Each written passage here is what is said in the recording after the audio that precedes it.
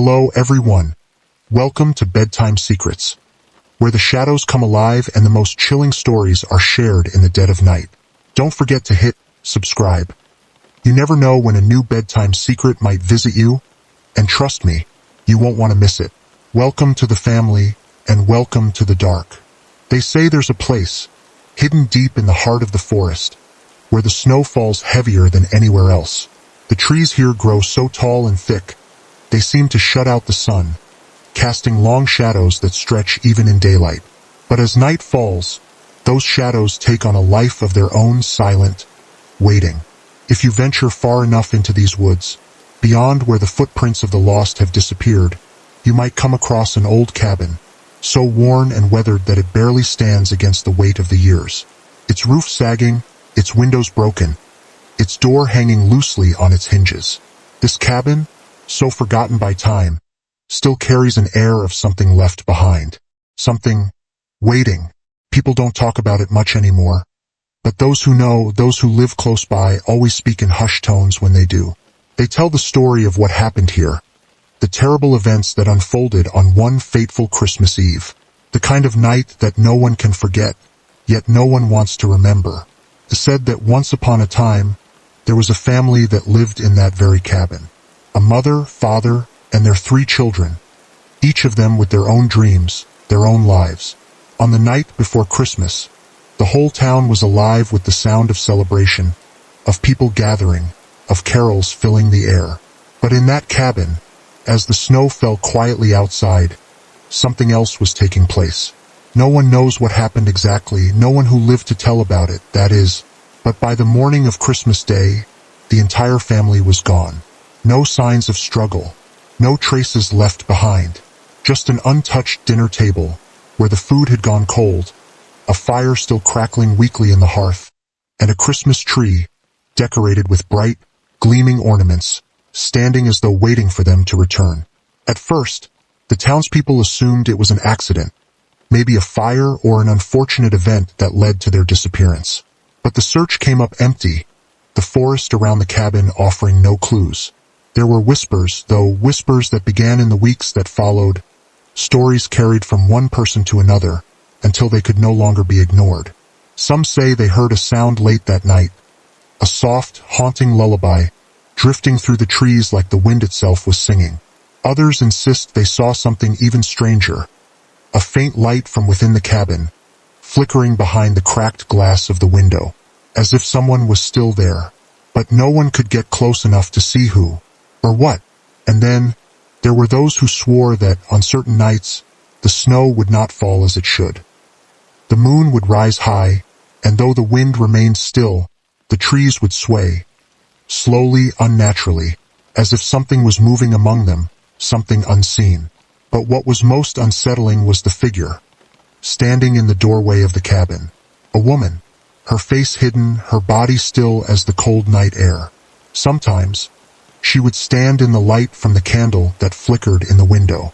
Sometimes, she would be just a silhouette against the deep shadows of the trees. No one knew if she was alive. No one knew if she was real. All they knew was that anyone who got too close to the cabin returned different. Some of them never came back at all. And the few who did, they couldn't explain what they'd seen, what they'd felt. They only spoke of an overwhelming presence, something they couldn't shake, a heavy weight that followed them for days, sometimes weeks after. One woman, brave enough to venture near the cabin a decade ago, swore she saw the woman's eyes, wide and unblinking, watching her from the window. But there was something wrong with them. They were empty, hollow. The strange thing was, though, that the stories didn't end there. The candle, the one that had never gone out, continued to flicker in the window every Christmas Eve, every single year, year after year, even though no one lived there, even though the cabin was abandoned, forgotten by all but the oldest of townsfolk. But if you stand outside the cabin long enough, if you wait as the moon rises and the night becomes still, if you listen closely, you'll hear it. The faint sound of a lullaby, the soft, haunting melody, carried by the wind. Sometimes it sounds as though it's coming from inside the cabin. Other times, it seems to come from the trees themselves, whispering, echoing, as if it's following you. What happened to that family? What did they leave behind? And more importantly, who or what still lights that candle? What is the real story? And why does the cabin still stand, as though time itself refuses to touch it? Some people say it's the spirit of the mother, still searching for her children. Others think it's the children, waiting to be found, waiting for someone to remember them.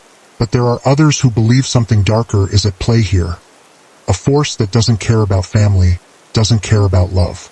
It only wants to be remembered, or perhaps forgotten forever. This is a story that many have tried to forget, but like the candle that never burns out, the truth has a way of coming back, year after year. If you listen closely tonight, you may just hear the echoes of that forgotten family calling out from the darkness.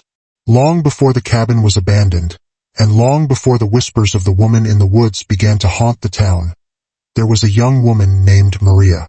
She was just a girl, really barely more than 18, but with a spirit as wild as the winter winds that tore through the forest. Maria lived with her family at the edge of town, in a small house on the outskirts where the trees grew thick and the snow seemed to fall endlessly, coating everything in white silence. Her family was well known in the village, hardworking, quiet, but with a reputation for being deeply rooted in old traditions. Christmas Eve was the most sacred night of all, a night where no one dared to break the customs passed down for generations. It was said that the night would bring blessings for the year ahead, but only if the ritual was observed carefully. Maria, however, had always questioned those traditions, even as a child. While others in the village gathered around their fires, exchanging stories and laughter, Maria would often sneak away into the woods, staring out into the darkness, wondering what lay beyond the rules, beyond the boundaries of her sheltered life. And that Christmas Eve, when the town was in the middle of its celebrations, Maria broke tradition. No one really knew what happened that night. The details of the argument she had with her family were never fully revealed, but they say it was heated. She had grown restless, tired of the constant expectations, the stifling rules that seemed to define her life. As her family gathered around the dinner table, offering prayers, preparing to exchange gifts, Maria left. She slipped out into the night, into the cold, her footsteps quickly swallowed by the thick blanket of snow. The argument had ended, but the tension lingered in the air, thick and suffocating. It wasn't until the next morning that the family realized she was gone. The search began almost immediately, with the town's men and women combing the forest, calling her name. But there was nothing, no sign of Maria. Her footprints disappeared after only a few yards, as if they had been erased from the earth. Her family returned to the cabin in silence, their hearts heavy with fear, not knowing what to believe. Had she run away? Had she fallen into the river, its freezing waters claiming her without a sound? Or had something else happened, something far darker? Days turned to weeks, and weeks to months, yet no trace of Maria was found. Her family, heartbroken and searching, never gave up hope, but the villagers began to murmur. Strange things started happening. Children claimed to hear soft whispers in the woods, in the direction Maria had vanished. Voices calling her name, barely audible over the rustling of the wind. And every year on Christmas Eve the sightings began. Some swore they had seen a woman in white standing in the woods at the edge of town, her pale face lit only by the pale light of the moon. Others said they saw her walking along the same path Maria had taken that night, as if she were still searching for something, still trapped in a never-ending loop. There are different versions of what happened to Maria. Some say she never left the woods, that she wandered deep into the forest, lost in the bitter cold, and became part of the land itself. Others say that after breaking the sacred Christmas tradition, she was cursed, doomed to roam the earth, unable to find peace for eternity. What's most disturbing, though, is the connection between her disappearance and the dark history that haunts this land. The town, as old as it is, has its secrets. The forest itself was once the site of a massacre, an event so gruesome that its memory has haunted the village for centuries. Back in the 1800s, a group of settlers were ambushed in these very woods by a group of angry natives, fighting for their land, their homes. The settlers, who had been moving through the area with nothing but greed in their hearts, were slaughtered in the snow. No mercy was shown. No one survived. And since that night, the land has carried a dark energy, an unsettling presence that has lingered, passed from generation to generation. And now, it's tied to Maria's story. Many of the villagers believe that by breaking the Christmas tradition, Maria triggered something ancient, something deep within the forest's heart. By disrespecting the sacred night, she unwittingly opened a doorway, a gateway to the spirits that haunt the land. The massacre, they say, left a stain on the earth, and now, any who come too close, any who dare to wander through the forest, will feel its weight. And Maria, having broken the tradition, became its latest victim, forever lost in its grasp. But it doesn't end there. The most chilling part of this legend is not just the idea that Maria might still be out there, somewhere in the woods, walking in search of her family, or her salvation, or something else entirely. It's the sightings. Last year, a man named Jacob, who had lived in the village his entire life, swore to have seen her. He was walking along the forest's edge late on Christmas Eve, his breath visible in the freezing night air, when he saw her standing just beyond the tree line. At first, he thought it was an illusion, the cold and the snow playing tricks on him. But no, it was her, a woman, pale as moonlight, standing just out of reach. Her face, though veiled in shadow, was unmistakable. He could see her eyes, wide, unblinking and hollow, as if they were not part of her at all, as though they had been stolen from someone else. Maria's presence, Jacob said, was undeniable. He felt it as soon as he saw her, a bone-chilling cold that settled in his chest and spread throughout his body, weighing him down, making it hard to breathe. And just as he was about to call out, just as he was about to take a step forward, she disappeared. Gone. Without a sound. Without a trace. "I know what I saw," Jacob told anyone who would listen. "It was her, and she wasn't alone. The woods were watching me. And it's not just Jacob. Others who have ventured near the cabin in the years since Maria's disappearance have felt the same. A sensation of being watched, followed, even touched, though no one is there. Some of them speak of hearing her voice on the wind, a soft whisper calling their name, or perhaps the name of someone they loved. But one thing is certain. Those who hear her, those who see her, are never the same afterward. Each year, as Christmas approaches, the town braces itself. And some wonder, if they don't speak her name, if they don't remember her, will Maria's spirit remain trapped in the woods forever? Or is there something else at play here? Something far beyond a simple legend? And if so, what does she want? What will happen if she is never found? It was Christmas Eve when everything began to unravel. The air in the village was thick with the scent of pine and the warmth of flickering candles, as people gathered in their homes to celebrate. In the house at the edge of the village, Maria's family was no different. They had prepared for months, decorating the house, setting the table, baking the same family recipes that had been passed down through generations. Maria had always been the light of their celebrations, her laughter filling the room, her joy contagious. But on that night, something shifted. It started with a simple argument, a disagreement between Maria and her parents. Over the years, the tension had been building between Maria and the weight of her family's expectations. They wanted her to stay close, to adhere to the traditions, to follow the path that had been laid out for her. But Maria, restless as ever, longed for something more. She wanted freedom. She wanted adventure. She wanted to know what lay beyond the boundaries of her small world. Christmas had always been a reminder of the life she couldn't escape, and this year, it felt like the final straw.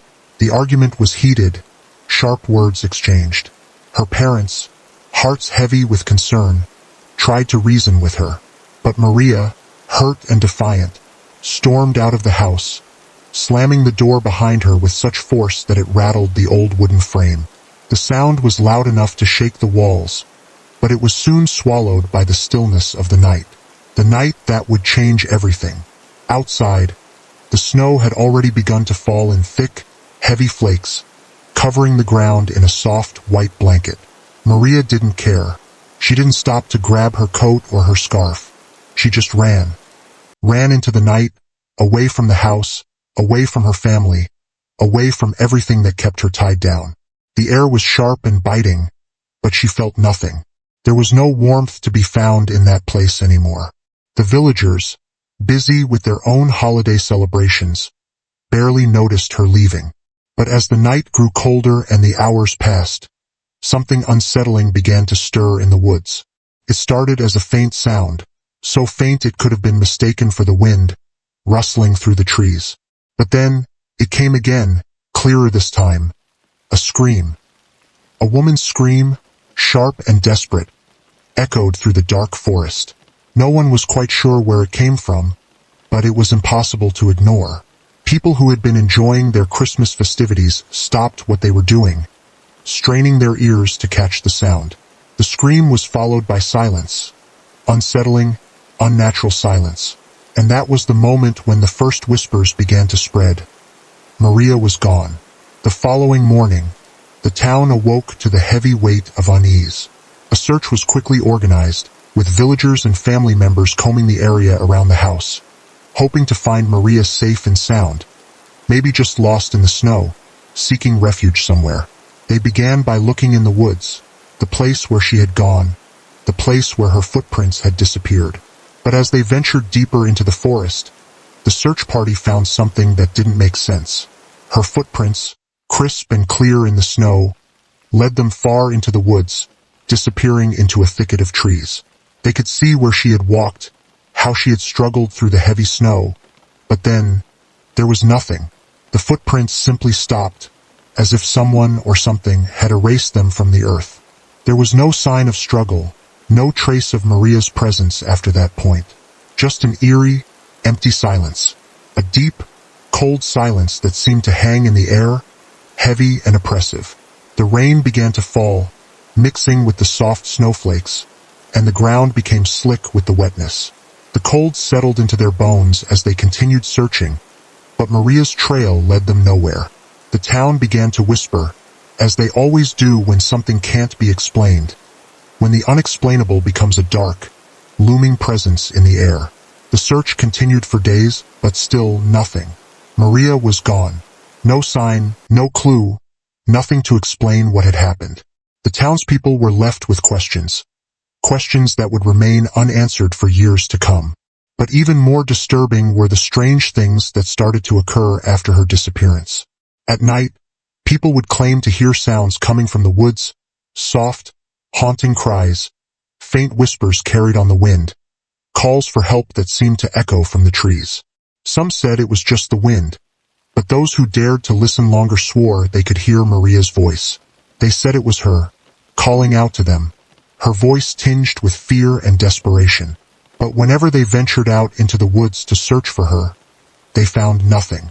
Nothing but the ever-growing sense that something was watching them. Weeks passed. The snow turned to slush. Spring came, and with it the promise of life returning. But Maria never did. The search party had long since given up, and her family, devastated, retreated from the town, never to speak of her again. The cabin where she had grown up was abandoned, left to the elements, the door swinging on its hinges in the wind, and the windows left open to the rain. But it was that Christmas Eve, that very night, that the villagers began to notice something strange, something they couldn't explain. The candle in the window of Maria's house had been lit, a small, flickering flame, barely visible through the frost on the glass. No one had been inside the cabin. No one had been near it for weeks. The town had moved on, resigned to the fact that Maria was gone, lost to the night, to the cold, to the unforgiving woods. Yet every Christmas Eve after, when the snow fell again, the candle was there, lit, in the window, flickering as though waiting for something, waiting for someone. The disappearance of Maria was not the end. No, it was only the beginning. The village, once quiet and peaceful, found itself wrapped in an unease that no one could shake. There were whispers that Maria's fate was not sealed, that somehow she lingered, caught between the living and the dead, searching for something, someone. And every year, when the cold winds blew in from the north and the snow began to fall, her presence seemed to return, creeping through the shadows, echoing in the wind. The first to notice it were the old folk, the ones who had lived in the village long before the modern world had encroached upon their lands. They were the ones who knew the stories that had been passed down, the ones who believed in the old ways. And they began to speak of hearing strange sounds late at night, soft, faint whispers, just at the edge of hearing. It was a woman's voice, calling out, her words indistinct, but the tone unmistakable, a cry for help. Some said it was nothing more than the wind, the trees, the snow settling around the old houses. But others, those with the most vivid memories of Maria, swore they could hear her calling to them from the woods. She was lost, they said. She was still lost. Over the years, the stories grew. Each year, as the snow covered the village in its cold, white blanket, someone would claim to see something. A figure in the distance moving through the snow-covered trees. At first, it was nothing more than a trick of the light, a shadow that seemed to dance among the pines. But as time passed, the sightings became more frequent, more vivid. Some said it was Maria herself, her form barely visible, her features shrouded by the darkness, her eyes empty pools of sorrow. Others claimed it was a woman in white, a specter who appeared suddenly at the edge of the woods, always near the same spot, the place where Maria's footprints had disappeared. The sightings grew so common that the villagers stopped speaking of it in public, fearful that if they said it aloud, the ghost would hear them, would come for them next. There were stories of her appearing on snowy roads late at night, standing at the side of the path, her pale face illuminated by the soft glow of a passing car's headlights. Drivers swore they saw her, but when they returned to the spot moments later, there was no trace of her. No footprints in the snow, no sign of where she had gone. Just the cold, silent woods, staring back at them. Others reported seeing her near fireplaces in the dead of winter, standing just inside the door of their homes, her face hollow and pale, her eyes fixed on them. They claimed they could feel her gaze on their backs, heavy and cold, as if she was looking for something, searching for something in the flickering firelight. Yet when they turned around, there was nothing there. Nothing but the burning embers and the shadows of their own homes. But it wasn't just the villagers who began to speak of Maria. Outside the village, far away in the nearby towns, rumors of the cursed woman began to spread. Newspaper articles started to appear, reporting strange disappearances in the area around Christmas time. In one, a woman recounted an eerie encounter with a figure on the edge of the forest while she was out for a walk, just days before Christmas. The article described how the woman had heard someone crying out to her in the snow, a voice she recognized. But when she turned, there was no one in sight, just the snow, the trees, and the oppressive silence that followed her all the way home. It was one article, published just a year after Maria's disappearance, that left the village in an unsettled state. The article told the story of a young man, a local who had moved to the village to start a family, who had gone missing on the same date as Maria. It was December 24th, the same day she had disappeared, and he had been last seen walking along the road that ran past Maria's old house. The police had found his car, parked along the side of the road, but there was no sign of him, no trace, just the car, abandoned, as if he had vanished into thin air. The legend of Maria grew, entwining itself with the village's history like a vine that couldn't be cut away. It wasn't just the villagers who were now affected. Outsiders who had dared to spend the night in the abandoned house at the edge of the village began to report strange happenings. Noises in the walls, footsteps in the attic, cold spots that seemed to follow them wherever they went. One young couple, seeking to restore the house and turn it into a bed and breakfast, reported gifts appearing under the Christmas tree. Gifts that had no explanation. Wrapped in festive paper, the gifts seemed innocent enough, but the couple was certain they had never placed them there. There were no footprints in the snow leading up to the house, no sign of anyone else entering the cabin. Yet, the gifts remained, always appearing on Christmas Eve. The couple, initially intrigued, grew more unnerved as the days passed. The doors in the house would creak open at odd hours, and sometimes, the lights would flicker on and off in the dead of night.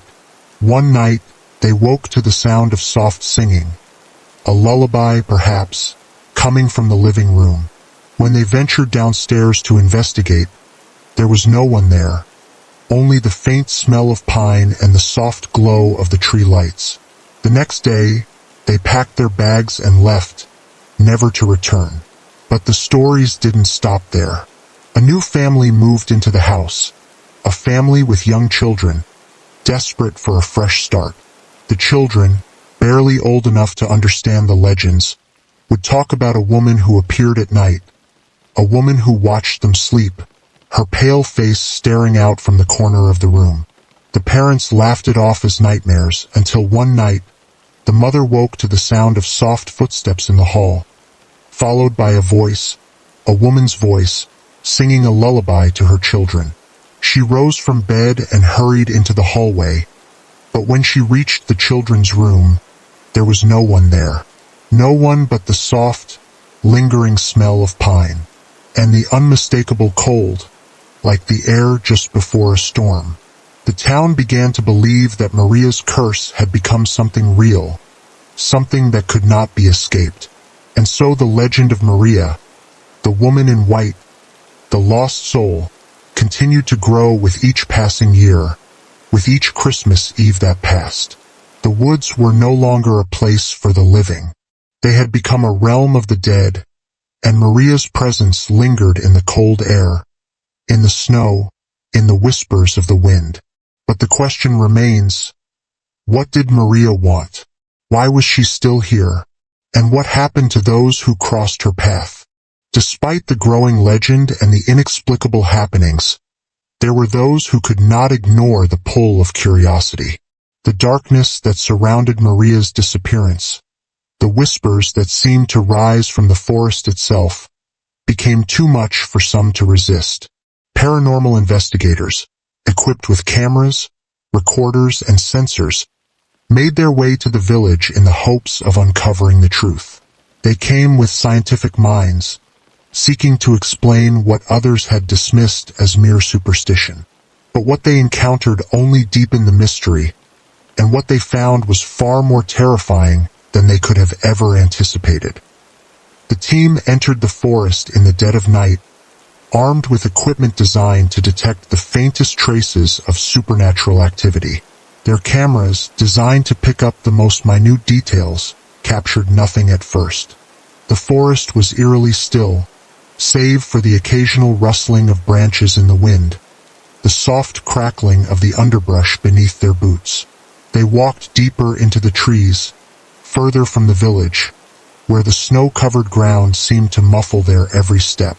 The moonlight filtered through the bare branches, casting long, twisting shadows that danced across the forest floor.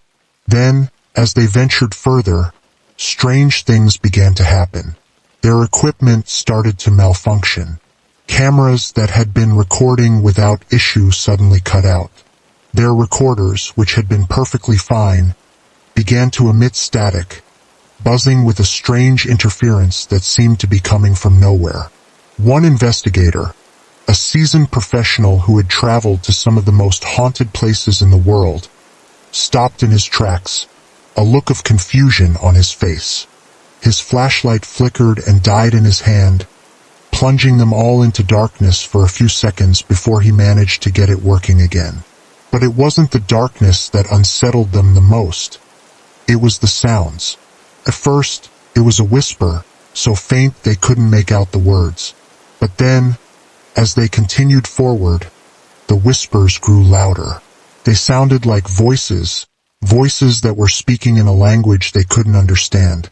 It was a guttural, rasping sound, like something being dragged across the earth. But it wasn't just the voices that rattled them. It was the feeling of being watched. A cold, heavy presence that seemed to press in from all sides. It wasn't just in their heads. The investigators could feel it, physically. The air grew thick with an unnatural chill, as if the very forest itself was alive and aware of their intrusion. One investigator turned to his colleague, the hairs on the back of his neck standing up. "Did you hear that?" he asked, his voice barely above a whisper. But the only response was the sound of footsteps, their own, echoing unervingly around them in the stillness of the forest. It wasn't long before they discovered something that would shake them to their core. Deep in the heart of the forest, hidden by centuries of overgrowth and neglect, they found an old structure, an ancient, abandoned church, long forgotten by the people who once lived there. The roof had long since collapsed, the stone walls crumbling, but the presence of the place was undeniable.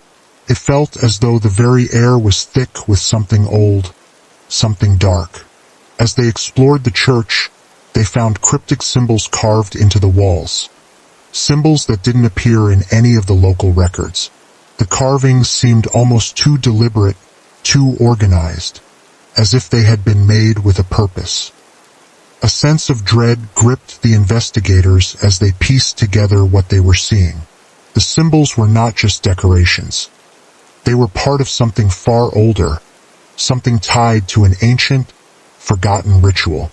The carvings resembled the markings found in sacrificial altars, and in one corner of the ruined church, they discovered the remnants of what looked like a long-destroyed altar, its stones stained dark with something that couldn't be identified. It was clear now that the forest, this place, was not just a simple backdrop to Maria's story. It was a place of significance, a place where something ancient had taken place, something that still lingered, perhaps feeding off the memories and energy of those who had come before. The investigators continued their exploration, but their discomfort only deepened as they uncovered more unsettling evidence. They discovered a hidden chamber beneath the church, a cold, damp room with more symbols and strange relics scattered across the floor. Among the relics, they found an old, tattered journal, its pages yellowed with age. It was written in a language that none of them recognized. The journal seemed to detail the ritualistic practices once carried out in the forest, rites that were designed to appease something ancient and powerful, something that thrived on blood and sacrifice. But just as they began to make sense of what they had discovered, something changed. The air grew colder, and the whispers grew louder, more distinct. The investigators' equipment began to malfunction again, the recorders flickering out, the lights dimming as if something were draining their energy. Then one of the investigators, a young woman with a history of psychic sensitivity, suddenly froze in place, her face going pale. "It's here," she whispered, her voice trembling. Before anyone could ask what she meant, a loud crash echoed through the church, and the group spun toward the source of the noise. The door to the church had slammed shut with enough force to rattle the entire building. As they turned back to the room where they had found the journal, their hearts stopped in terror. The walls, once empty, were now covered in fresh scratches, deep, jagged marks, as if something had tried to claw its way out. The scratches were not random. They formed shapes, patterns that seemed to repeat over and over again. Panicked, the investigators rushed toward the exit, but as they reached the doorway, they saw something that froze them in their tracks. There, standing just outside the door, was a pale figure, a woman in white. Her face was obscured by her long, dark hair, and her eyes gleamed with an unsettling emptiness. The investigators froze. They tried to speak, but no words came. The figure moved forward, and the temperature in the air dropped even further, biting into their skin. A voice, faint, barely audible, whispered from the shadows, "Help me!" The investigators scrambled to escape, leaving behind their equipment, their evidence, and the questions that still lingered in the air. They didn't stop running until they were safely back in the village, but even then, they couldn't shake the feeling that something had followed them, something that had never left. The next morning, the investigators left the village without a word, their faces pale, their minds haunted by the experience. The tapes they had recorded were never released. Some say they were too frightened to even listen to them. Others believe the tapes were destroyed, the evidence of what they encountered too chilling to share with the world. The truth remained buried, deep in the heart of the forest, behind the closed doors of the abandoned church, where Maria's restless spirit still wandered, trapped between the living and the dead. For decades, the villagers whispered about the haunting of Maria, but nothing prepared them for what would happen on one fateful Christmas Eve. That night, a group of teenagers, eager to prove their bravery and perhaps challenge the tales they had heard since childhood, ventured into the very woods where Maria had vanished all those years ago. It was a dare, an ill-advised attempt to unravel the truth, or perhaps to mock it. But whatever their intentions, they were about to face something far darker than they could have ever imagined. They entered the woods just after sundown, the forest cloaked in the cold, biting air of winter. The snow crunched beneath their boots, muffling their steps as they made their way deeper into the trees. The moon was hidden behind thick clouds, casting the woods into near-total darkness, save for the faint glow of their flashlights. The laughter of the teenagers echoed through the trees, nervous but defiant, as they set up their camp around a small fire, its flickering flames casting long shadows on the snow. At first, the night was uneventful, just the typical sounds of the forest, the wind moaning through the trees, the occasional rustle of animals in the underbrush. But as the hours passed, something began to change. The temperature dropped even further, the air growing thick and heavy, almost suffocating. The fire flickered erratically, as if the wind was playing tricks on them, yet there was no breeze to be felt. The teens exchanged uneasy glances, laughing nervously at first, but the tension was palpable. It began with the footsteps. At first, they thought it was one of them, someone stepping away from the fire, perhaps to relieve themselves or explore. But when the sound of footsteps in the snow continued, too rhythmic and deliberate to be accidental, they grew still. The crunching sound of boots in the snow echoed across the clearing, but no one moved. "Is anyone out there?" one of them called out, their voice shaking. No answer came. The footsteps halted. The fire crackled louder in the sudden stillness. And then something else, something more disturbing. A shadow moved just beyond the reach of the firelight, tall and narrow, stretching across the snow like a silhouette carved from the darkness itself. The teenagers fell silent, staring at the shadow as it shifted, almost gliding along the edge of the light, where the trees began to loom like sentinels in the night.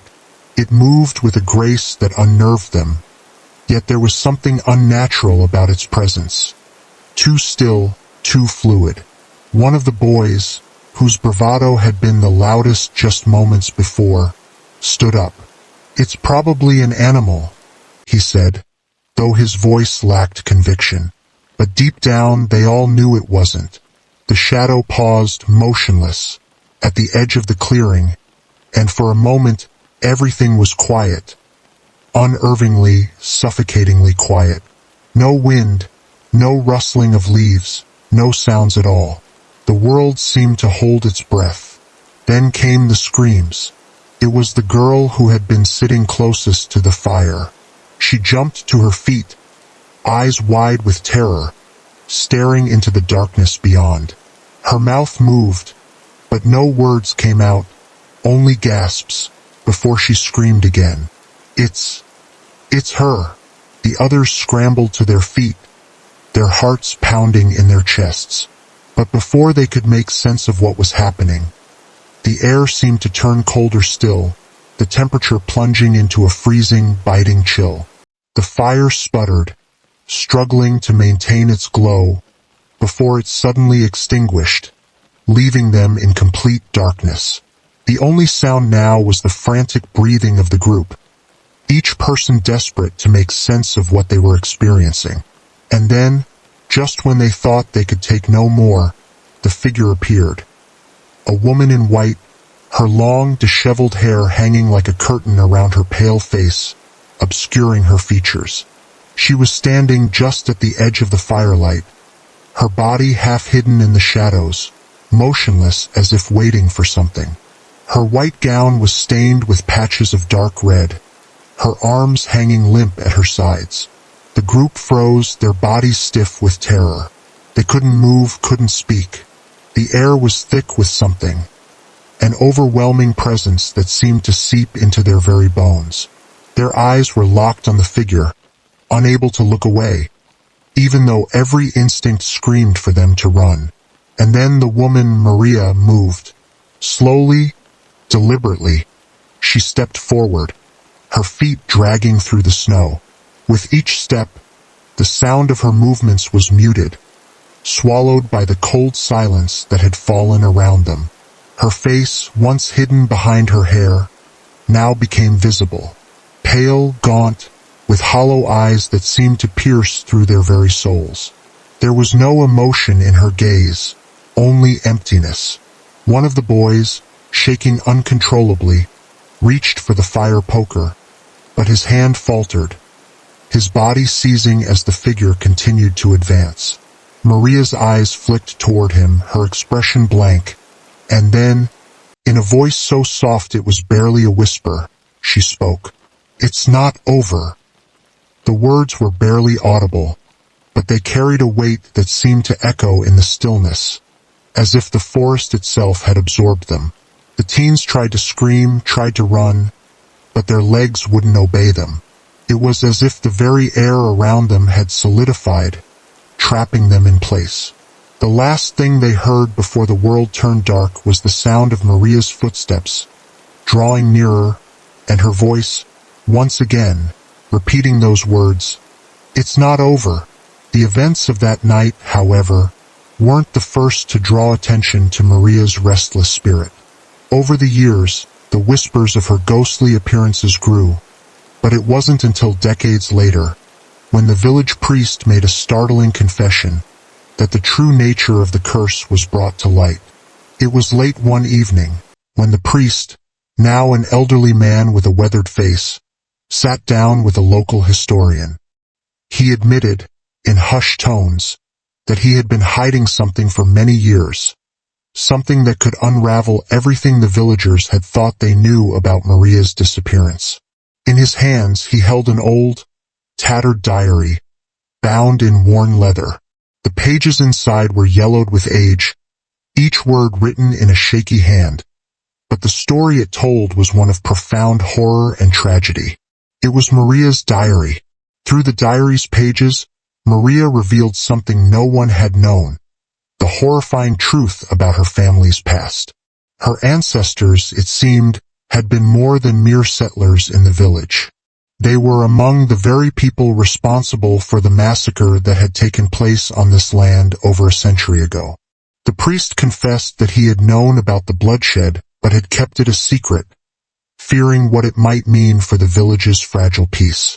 The massacre, it seemed, had cursed the land, and the spirits of those lost to it were restless. But Maria's family had been the true origin of that curse. Maria, in her final days, had uncovered this truth, hidden deep within the pages of her own lineage.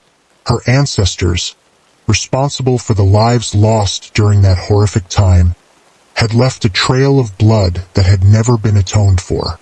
Maria, it seemed, was the last living heir to the curse, a curse that had grown stronger as each year passed.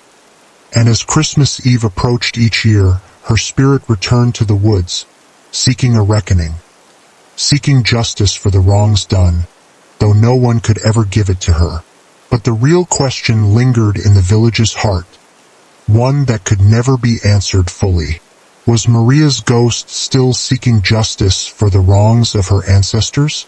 Or, in some darker twist of fate, had she become a vessel for something far more malevolent, something that now sought to spread the curse even further? As the years have gone by, the villagers still feel the cold chill of Maria's presence every Christmas Eve, and some claim that her spirit grows stronger with each passing year. The sightings have become more frequent, more vivid. More people hear her whispers in the dead of night, their breath visible in the freezing cold air, the smell of damp earth heavy in the atmosphere. And for those brave enough to listen closely, they say you can hear Maria's voice in the rain, soft at first, like a distant echo, but growing louder, closer, until it's as though she is standing right beside you. The question remains, is she still seeking justice for the past? Or is she warning us of something worse yet to come? So the story remains unfinished, hanging in the balance.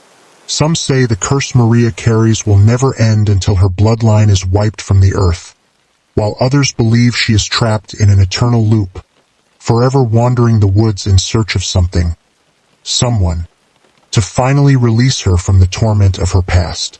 But one thing is certain, Maria's presence lingers in the air every Christmas Eve, and she may not be content with just the quiet corners of the woods anymore.